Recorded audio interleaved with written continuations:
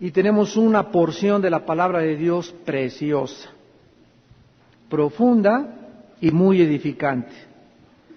Porque la palabra de la cruz es locura a los que se pierden, pero a los que se salvan, esto es a nosotros, es poder de Dios. Pues está escrito: destruiré la sabiduría de los sabios y desecharé el entendimiento de los entendidos. ¿Dónde está el sabio? ¿Dónde está el escriba? ¿Dónde está el disputador de este siglo? ¿No ha enloquecido Dios la sabiduría del mundo? Pues ya que en la sabiduría de Dios el mundo no conoció a Dios mediante la sabiduría, agradó a Dios salvar a los creyentes por la locura de la predicación.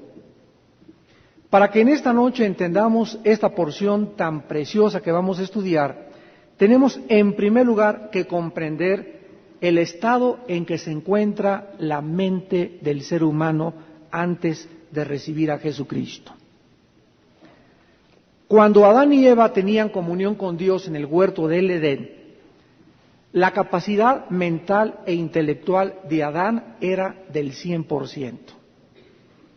Adán fue criado perfecto y entendía perfectamente bien las cosas profundas y entendía a Dios y era sabio, tenía prudencia, etcétera, etcétera. Pero cuando Adán decidió independizarse de la fuente, del origen de su capacidad y de su vida, en ese momento algo sucedió que la Biblia le llama pecado. Se levantó entre el hombre y Dios una barrera increíble que se llama pecado. Este pecado, que muchos le han bautizado con otro nombre, Carlos Marx le puso la lucha de clases. El problema es la lucha de clases. William Shakespeare, el dramaturgo inglés, le dijo el defecto trágico. Sigmund Freud, el famoso psicólogo vienés, le bautizó con el medio ambiente. Y todos los hombres, de alguna forma, le han llamado al problema humano con diferentes términos, refiriéndose a que hay algo contradictorio en el ser humano. No solamente podemos nosotros comprender esto, sino que lo podemos ver en el siglo en que nos encontramos, donde hemos llegado al clímax y a la cúspide de los avances tecnológicos y de los descubrimientos científicos. ¿Ustedes saben que lo que no pasó en 18 siglos sucedió en 50 años? Durante 18 siglos el hombre anduvo en burro y en caballo. 18 siglos. Y en 50 años brincamos del burro al motor de gasolina, a los aviones jet, a la época de la propulsión a chorro, a la fisión del átomo, a la desintegración del átomo, a la fisión nuclear, a las computadoras y a la inmensa e maravillosa tecnología que está próxima a entrar al siglo XXI. Y a pesar de todo esto, estamos al borde de una tercera guerra mundial. No podemos solucionar el problema con el Medio Oriente. Irak no quiere darse por vencido. En los Balcanes sigue la guerra étnica, los judíos contra los árabes, los líderes del mundo. ¿Quiénes son ahorita? El más grande líder, Bill Clinton, el presidente más poderoso, el país más poderoso. Yeltsin, borracho, alcohólico. Clinton, una persona degenerada moralmente. Ya no tenemos un Abraham Lincoln, ya no hay un Thomas Jefferson, ya no hay un George Washington, ya no hay un Winston Churchill, ya no hay esos grandes hombres del pasado que le pudieron dar a la humanidad un principio y un ideal para poder vivir. Ya no existen estos hombres. No hay líderes en el siglo XX en que nos encontramos. ¿Qué es lo que el problema tiene? ¿Qué es lo que el ser humano tiene? Bueno, la Biblia en Romanos capítulo 1, vamos en primer lugar a Romanos 1, retrocedan un libro, antes de Corintios está Romanos, dice en Romanos 1 qué es lo que pasó. Y dice el versículo 19, porque lo que de Dios se conoce les es manifiesto, pues Dios se los manifestó. Porque las cosas invisibles de Él, su eterno poder y deidad, se hacen claramente visibles desde la creación del mundo, siendo comprendidas o entendidas por medio de las cosas hechas, de manera que no tienen excusa. Vamos a poner una pausa. La Biblia dice que todo aquello que el hombre necesita saber para que Dios pueda realmente comprender que existe, está en la creación a tu alrededor. Un hombre solamente necesita levantar los ojos al cielo y ver un orden en el cielo, en el universo. El movimiento perfecto de la Tierra alrededor del Sol, las órbitas de todos los planetas, toda la composición, lo hemos dicho miles de veces, del aire que respiramos, del oxígeno, el nitrógeno, todo es un orden, un balance. Nosotros tenemos una temperatura de 37 grados. Ni 35, ni 24, ni 25, es una temperatura que es la que nos hace posible poder sobrevivir. Todo existe un orden. ¿Qué cosa es la salud? Estar en un orden armonioso dentro de mi vida. Entonces, todo lo que Dios se conoce, Dios nos los manifestó y se hace visible. No necesitamos ver a Dios, necesitamos solamente entender que detrás del orden que existe tiene que haber forzosamente un creador. Se los voy a poner más fácil. Si un salvaje caminara en la selva y se encontrara el motor de un Volkswagen y viera el radiador, el carburador, las mangueras, una máquina perfectamente bien diseñada en la que todas sus partes y sus componentes están integrados e interrelacionados, ¿podrían ustedes creer que el salvaje concluyera que ese motor del Volkswagen se hizo de las hormigas o de las marabuntas o de las hojas de los árboles? ¿Podría un salvaje en el desierto de Arabia encontrarse un reloj y ver el reloj y las manecillas que caminan alrededor perfectamente bien, decir, las arenas del desierto hicieron este reloj? O sea, ¿es el resultado de un accidente? La respuesta es no en los dos casos. Entonces, ¿cómo es posible que el ser humano del siglo XX diga que nosotros somos el resultado de un accidente? Que venimos de los animales. Dice Romanos, versículo 22, profesando ser sabios, se hicieron necios. ¿Y saben ustedes qué fue lo que sucedió? Cuando el ser humano ha negado la existencia de Dios, cuando el ser humano ha ido en contra de la verdad, cuando el ser humano ha dicho, no es cierto, no existe Dios, no puede existir Dios, en ese momento su mente, dice el versículo 21, en ese momento su mente se comienza a envanecer en su razonamiento. ¿Qué significa envanecerse? Significa ensoberbecerse. Significa comenzar a volvernos huecos, porque en el momento en que yo pongo límite y digo, no existe Dios, yo voy a descubrir lo que existe. Sin la ayuda de Dios, en ese momento me ensoberbezco y me convierto y creo lo que Satanás le dijo a Eva en el huerto del Edén. Tú no necesitas a Dios, tú puedes ser Dios. El hombre en 6,000 años de historia ha creído la mentira. Y el hombre se cree Dios y por eso estamos al borde de nuestra propia destrucción. Nos hemos envanecido en nuestros razonamientos. En primer lugar, la Biblia dice que la mente humana está envanecida. La mente humana está ensoberbecida. La mente humana, dice la Biblia, no quiere saber nada de Dios. En segundo lugar, dice la Biblia en el versículo 21, que el corazón de nosotros, el interior nuestro, está en tinieblas. Dentro de nosotros no hay más que oscuridad. Todo dentro del ser humano es oscuro, tenebroso, hay telarañas, cucarachas, arañas, alacranes, víboras dentro de nosotros, estamos llenos de veneno. Esta es la situación del ser humano sin Cristo. Por más que la persona sea filósofo y tenga un doctorado y tenga una maestría y tenga lo que quieras, cualquier título académico, de acuerdo a la Biblia, el diagnóstico de Dios es que esta persona dentro de su mente no comprende ni entiende nada que no sea desde el punto de vista físico. En tercer lugar, dice la Biblia que viene la soberbia, se hicieron necios. En cuarto lugar, cambian la gloria de Dios en semejanza de imágenes de hombre corruptibles, de aves, de cuadrúpedos y reptiles.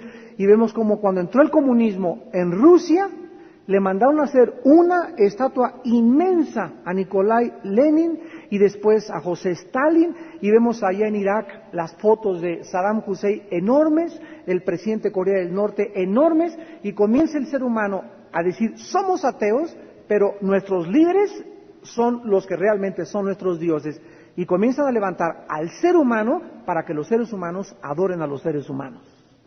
Cambiamos la gloria de Dios en imagen de un hombre corruptible y hacemos de los hombres dioses. Y finalmente dice el versículo 24, que entonces Dios los entrega a la inmundicia de sus corazones. Y si ustedes continúan leyendo el pasaje de Romanos 1, ustedes van a descubrir que el precio final de rechazar a Dios es caer en una vida depravada moralmente. ¿Qué es lo que ustedes pueden observar a nuestro alrededor ahorita más que cualquier otra cosa en el mundo? Lo más grave que podemos observar a nuestro alrededor es la inmoralidad.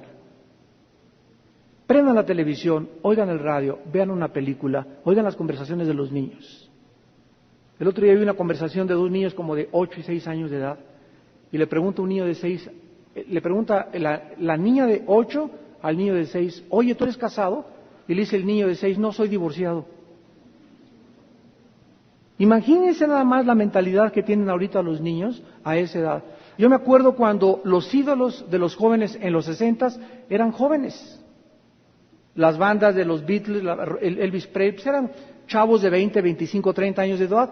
En los 70s, en los 80s, los ídolos ya eran niños, Timbiriche, Menudo, chamaquitos con cuerpo de tripa lavada, de 10, 11, 12 años de edad, sangoloteándose y moviéndose con las niñas, y convirtiéndose en ellos ahora los ídolos de los niños, ya no de los jóvenes. Y ahora la juventud y la adolescencia ya no son de los 18 en adelante, es entre los 2 y los 16.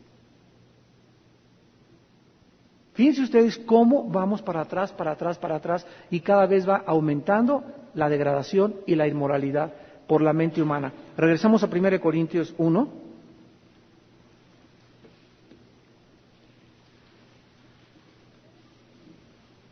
Dios entonces escoge darnos una medicina que a primera vista no es aceptable racionalmente. La palabra de la cruz es locura a los que se pierden. El pecado entró mediante el intelecto humano. Y Dios escoge para salvarnos un mensaje que choca con nuestro entendimiento y nuestra comprensión y nuestra racionalización. Dios escoge un mensaje que es el siguiente: un hombre murió en la cruz hace 2000 años, si tú crees en él, tu vida es cambiada y tendrás vida eterna. Este mensaje, a primera vista, es irracionable, es una locura. ¿Cómo es posible que la muerte de un crucificado que murió entre dos ladrones, que fue abandonado y que fue dejado solo allá en Jerusalén, ahorita 2000 años después, tenga un significado para mi vida y sea lo que determine mi futuro y mi eternidad?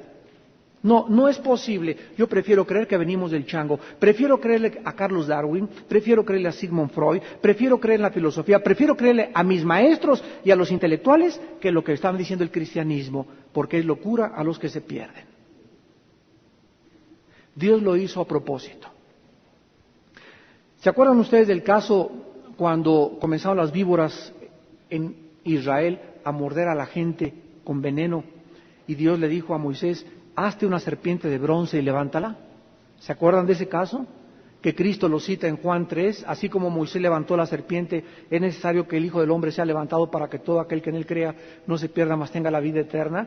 Fíjense ustedes, Dios le dice años antes, diles al pueblo que los que vean esa serpiente de bronce van a ser sanados.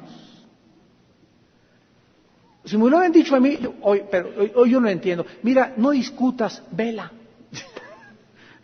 O sea, una persona que está muriendo, una persona que ha sido mordido por una serpiente y le da una medicina, no se pone, oye, ¿de qué laboratorios es? ¿Verdad? ¿Quién la diagnosticó? Tú la agarras y te la tomas. ¿Por qué? Porque te estás muriendo. Entonces, de esa forma, Dios ilustra que solamente al ver la serpiente eran sanados y las gentes no tenían que preguntar nada más que entender una cosa, que se estaban muriendo y necesitaban una medicina. Entonces, cuando nosotros tenemos una campaña evangelística y predicamos a Jesucristo, le estamos diciendo a la gente, un hombre murió hace 2000 años, la sangre de ese hombre crucificado puede limpiar tus pecados. Si tú te arrepientes en esta tarde, tú puedes tener la vida eterna. Les hemos predicado el mensaje de la palabra de la cruz. Y encerrado en esas palabras, aparentemente medio locas y medio inexplicables, encerrado en ese mensaje, está contenido el poder para cambiar una vida. La palabra de la cruz es locura a los que se pierden, a los que no pueden entender y quieren todo racionalizarlo. ¿Saben ustedes qué es la fe? La fe es la certeza de lo que se espera. A ver, vamos por orden. Es una certeza, una seguridad absoluta de algo que ¿qué? Que viene. O sea, no lo tengo. Si lo tengo aquí ya no es fe. Es una seguridad de algo que viene en camino. Y en segundo lugar, es una convicción de algo que no veo. A ver otra vez, la fe está relacionado con algo que viene y con algo que no veo. ¿Yo cómo puedo creer en eso? La fe está relacionado con el futuro, no con el presente, ni con el pasado. Con algo que espero, futuro, y al mismo tiempo es invisible. Ahora, vamos por orden. ¿Quién me da esta seguridad de que eso viene a mi vida? ¿Perdón? El Espíritu Santo. Y en segundo lugar es una convicción. Aunque yo no lo veo físicamente, yo estoy convencido. ¿Quién me da esta convicción? No, la palabra de Dios. La fe es por el oír. Romanos 10:17, y el oír por la palabra de Dios. Entonces, el Espíritu Santo y la Biblia me dan una convicción y una seguridad para que, aunque a mi alrededor el mundo se esté derrumbando y el mundo se esté cayendo, yo dentro estoy seguro que Dios es mi pastor y nada me faltará. Yo estoy seguro que Él es mi refugio y en Dios haré proezas y con Él hollaré a mis enemigos y en Él asaltaré muros. Y aunque el mundo a mi alrededor me dé testimonio de que es lo contrario, y yo veo a un hijo perdido, a una hija perdida, o a tu mamá que no se convierte, la fe me dice que yo tengo que ver a ese hijo, a esa hija, la situación con los ojos con los que los ve Dios. Dios llama a las cosas como si no fueran. Y le da vida a los muertos. Romanos 4. A ver, tú que dices que eres cristiano, ¿no? Es muy fácil decir soy cristiano, pero nunca vas a poder demostrar que eres cristiano hasta que en una prueba estés tranquilo, calmado y seguro. Y si tú permaneces en esa prueba inconmovible, que hasta la gente crea, híjole, ya se volvió loca mi cuñada, pero se le está cayendo la casa y está con una tranquilidad increíble, ¿verdad? Hasta el mundo cree que estamos medio locos. Porque quisieran vernos así, ¿verdad? Con un chocho, un whisky, un tequila. Si ustedes ven las películas, siempre que el mundo enfrenta una situación de angustia, un tequila. Llegan a su casa, vamos a discutir y se preparan una copa. En todas las películas existe esto. O llega el charro, ¿verdad? Un tequila a la cantina. O lo dejó chencha y se va a la cantina a emborracharse. El mundo busca, ¿qué cosa? Evadirse de la realidad cuando no puede enfrentar la realidad en sus 5 sentidos. Pero Dios no nos ha dado espíritu de cobardía, sino de poder, de amor y de dominio propio.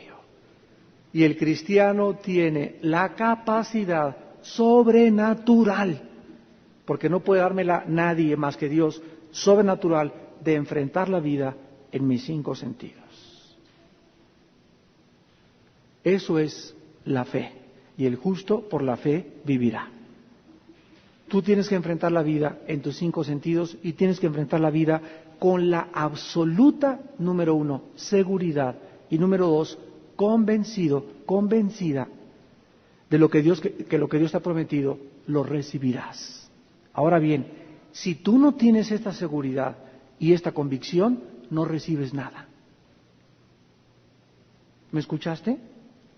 Hace algunos años llegué a una casa porque me habló una muchacha y me dice, oye Armando, ven a mi casa, mi mamá está muy mal, mira, ya tiene muchos días que ya no la aguantamos y llegué, te invitamos a desayunar, me dijeron, venga a la casa, pastor, para que usted hable con mamá. Y llegué a las 8 de la mañana a esta casa y le dije a esta muchacha, ¿dónde está tu mamá? Está arriba orando, hermano. Pues muy impresionante, ¿no? Llegué y la hermana está orando ahí en su cuarto, ¿no? Y dieron las 8:30, tu mamá pues sigue orando, y ya bajó, hermano, ¿cómo está? Mucho gusto, y lo otro, ay hermano, siéntese por favor, mire, es que siento que me sale el corazón. Y le pregunté a la hermana, ¿de dónde viene, hermana? De orar. ¿De orar? ¿Está usted segura? Y le dije, ¿sabe qué? Que usted es una hipócrita. Así se lo dije. Usted es una mentirosa porque usted sabía que iba a llegar yo a las 8 y se metió a orar para impresionar al pastor de que usted vive de rodillas, pero la actitud de usted ahorita me da fe y testimonio de que usted me está mintiendo. Usted no viene de orar, porque si usted viniera de orar, le hubiera dejado sus cargas a Dios hace media hora y ahorita tendría usted paz. Filipenses 4, 6 y 7.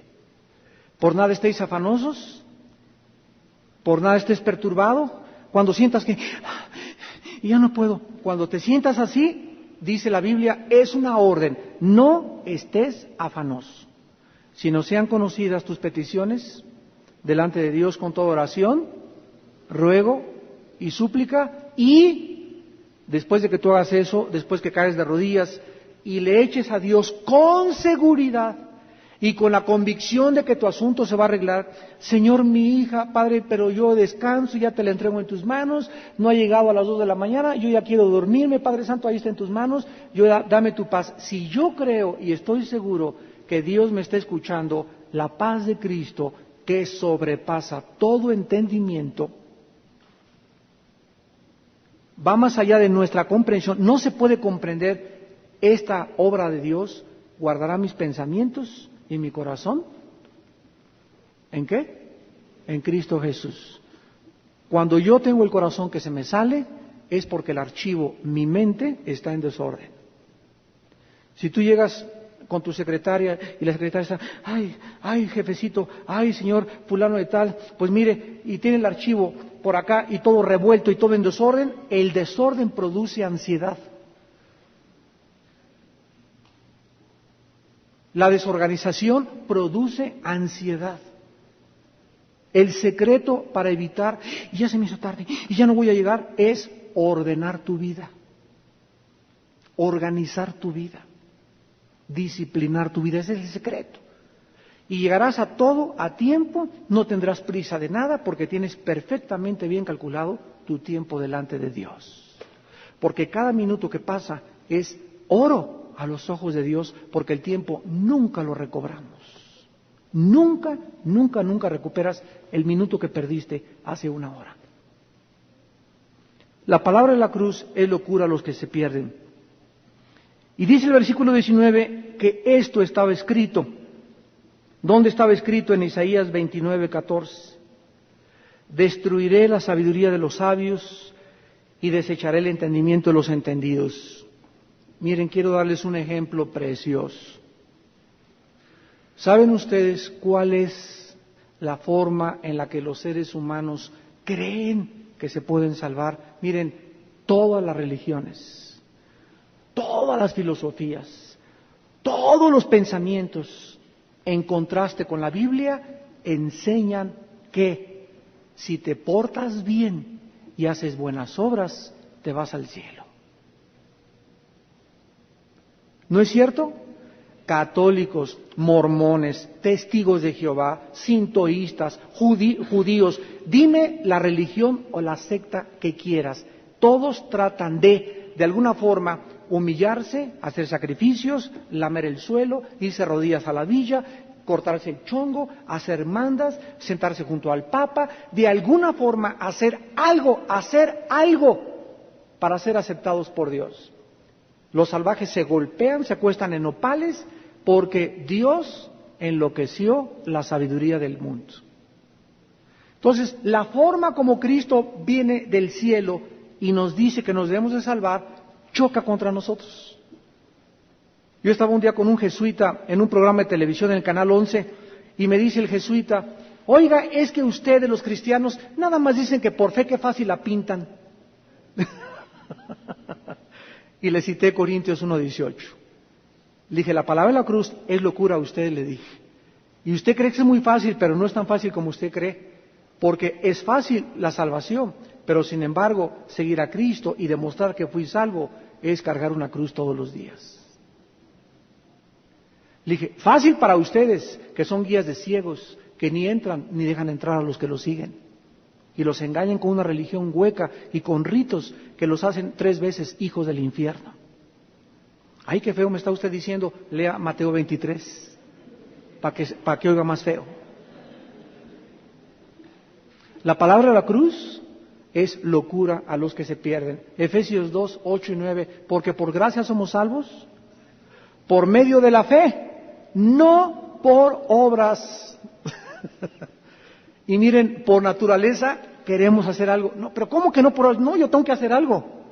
Y aún a muchos cristianos, ya siendo cristianos, les cuesta trabajo entender que Dios no quiere que hagas tanto como que confíes más en Él. No, hermano, es que yo no puedo repartir folletos, hermano, ni puedo ir allá, ni puedo ir a las cárceles, y tengo en mi casa. Y mire, hermana, es que no se agrada a Dios haciendo, sino siendo. A ver otra vez. No es tanto lo que hagas, sino lo que eres. A Dios no le importa lo que haces, sino lo que eres dentro de ti. A Dios le agrada más lo que somos que lo que hacemos. Porque si lo que haces, lo haces no siendo, entonces estás haciéndolo con motivos equivocados. Pero si lo que tú haces, lo haces porque eres, es porque lo haces como resultado de que Cristo vive en ti. Efesios 2:10. Somos hechura suya, creados en Cristo Jesús para buenas obras, las cuales Dios preparó de antemano para que anduviésemos en ellas. Dios desde antes, desde Isaías, 750 años antes de Pablo, escribió que Él destruiría la sabiduría de los sabios. El mensaje del cristianismo es único, peculiar, opuesto a todos los mensajes que todos los seres humanos han escuchado. Por eso somos tan perseguidos. ¿Nunca se han preguntado, jóvenes que están en esta noche, por qué los cantantes de rock, Marilyn Manson, Jobo Kobani, o Kobeni como se llame, Morrison, el que era de los Doors, que murió de un pase de drogas, por qué Madonna, Michael Jackson, por qué todos los cantantes de rock, o sea, los más satánicos, por qué siempre persiguen a Cristo? ¿Por qué traen bronca contra la Biblia? ¿Por qué Marilyn Manson, el más satánico que existe ahorita, rompe las Biblias y las escupe? ¿Por qué no rompe el Corán? ¿O por qué no el Ramayana de los Vedas? ¿Por qué no otro libro sagrado? ¿Por qué no los libros de psicología de Sigmund Freud? ¿Por qué no los libros de marxismo? ¿Por qué es la Biblia el objeto del odio de los seres más endemoniados de este mundo? ¿Por qué? ¿Por qué Madonna trae aquí crucifijos y le preguntan los periodistas, ¿qué usted es cristiana? Y dice, no, yo traigo muchos cristos porque me gustan los hombres desnudos junto a mí? ¿Por qué ese antagonismo contra Jesús y la Biblia? ¿Por qué es la Biblia? ¿Por qué las universidades? No, aquí no se puede aprender la Biblia, pero entra con un libro de Marx a la universidad, entra con la biografía del Che Guevara, entra con un libro de Hitler y no hay problema, pero llegas con la Biblia, no, esto es religión, aquí no se acepta la religión. Óigame, espéreme tantito, estoy tratando del libro y la joya literaria más grande de toda la humanidad. Miren, cuando yo tuve 6 debates con Nino Canún en 6 programas de televisión, aquí está mi esposa de testigo y lo que nos acompañaron, creo que tú fuiste una vez conmigo, ¿verdad, Alan? Miren, hermanos, no les miento y no me dejan mentir. Llegaba yo con la Biblia y comenzaba Nino Canún a decirle a todo el público, a todos, ¿verdad? Ataquen a los cristianos, ataquen a los cristianos, ataquen a los cristianos.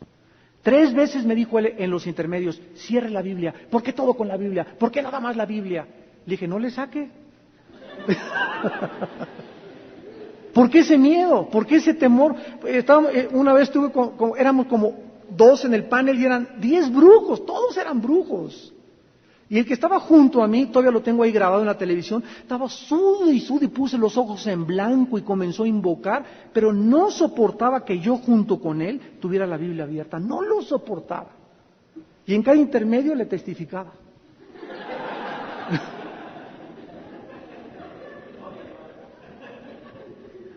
¿Por qué? Porque la Biblia en la Edad Media, ¿saben ustedes que la Biblia se prohibió por cerca de 18 siglos?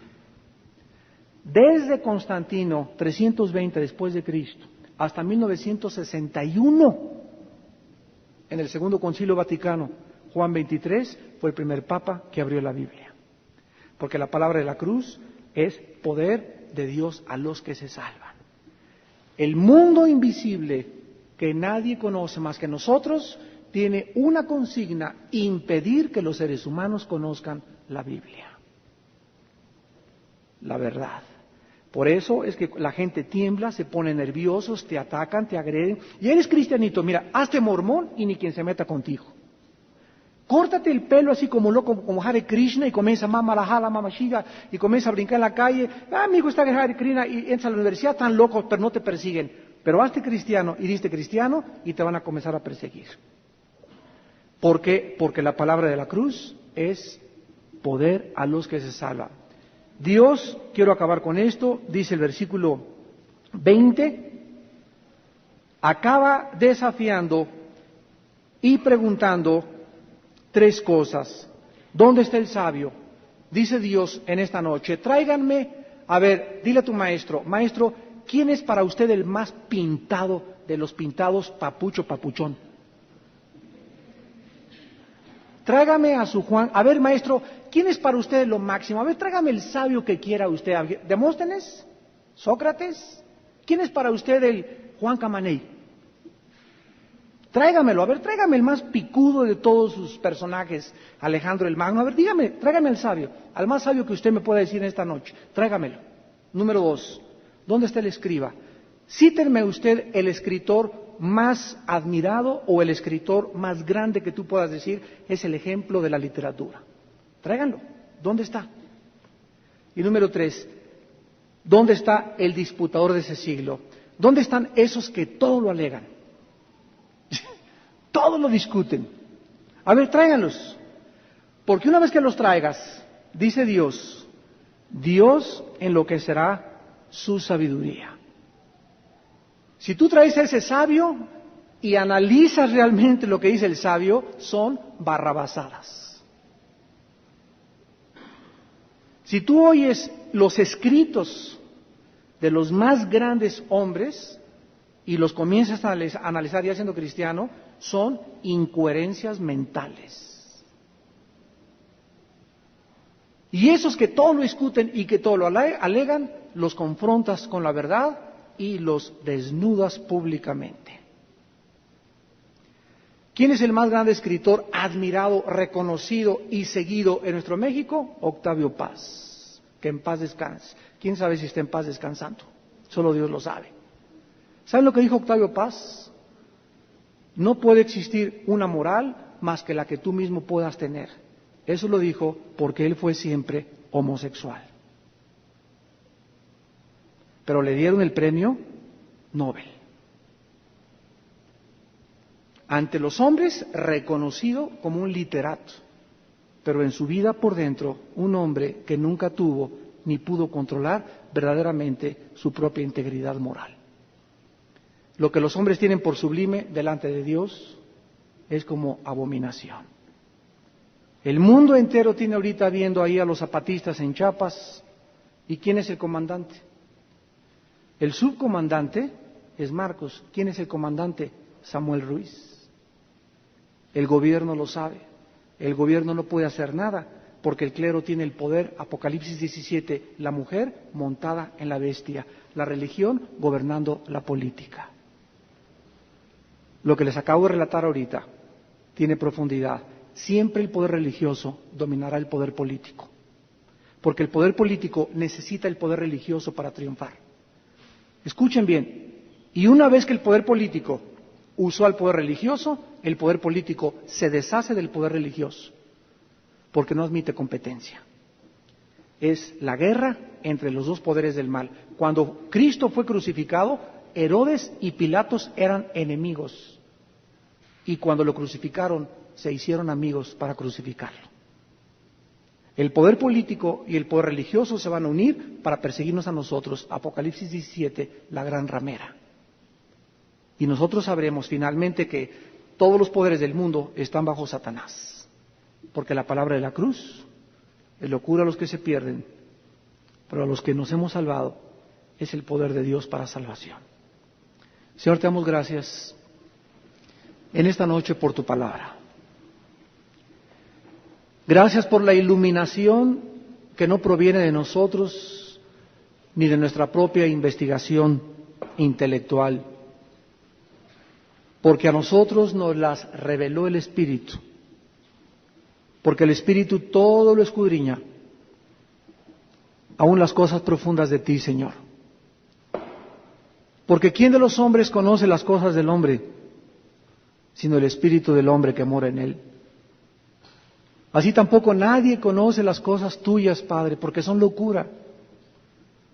La mente humana no tiene la capacidad de entenderte, Señor. Por eso te persiguen. Por eso crucificaron a Jesús. Por eso lo odiaron tanto. Herido fue por nuestras rebeliones, molido por nuestros pecados.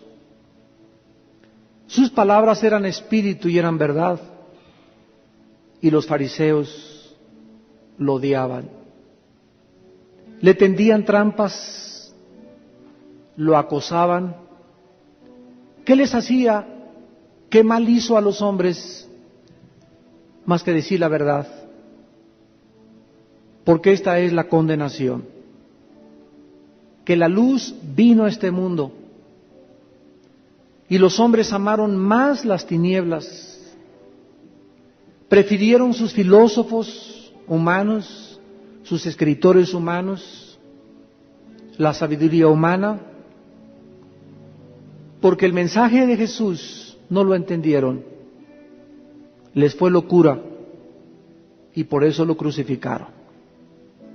Porque si lo hubieran entendido, hubiera sido el poder para su salvación.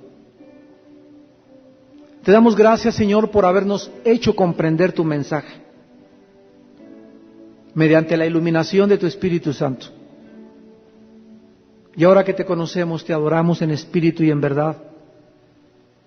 Y reconocemos que esta palabra es el poder tuyo para nuestra salvación. Y que para que crezcamos en nuestra fe, debemos continuar creyendo en ti, teniendo las Escrituras como la prioridad de nuestra vida, meditando en ellas día y noche, memorizándolas día y noche, estudiándolas día y noche, porque es el poder para nuestra vida espiritual. Te damos gracias por tu palabra en esta noche y por todo lo que tu palabra sigue haciendo en nuestra vida. Y porque queremos ser no solamente oidores, nos engañaríamos a nosotros, queremos ser hacedores. Queremos demostrar con nuestra vida que nos ha cambiado, que hemos sido transformados por el poder tuyo. En tu palabra santa, en el nombre de Jesús. Amén.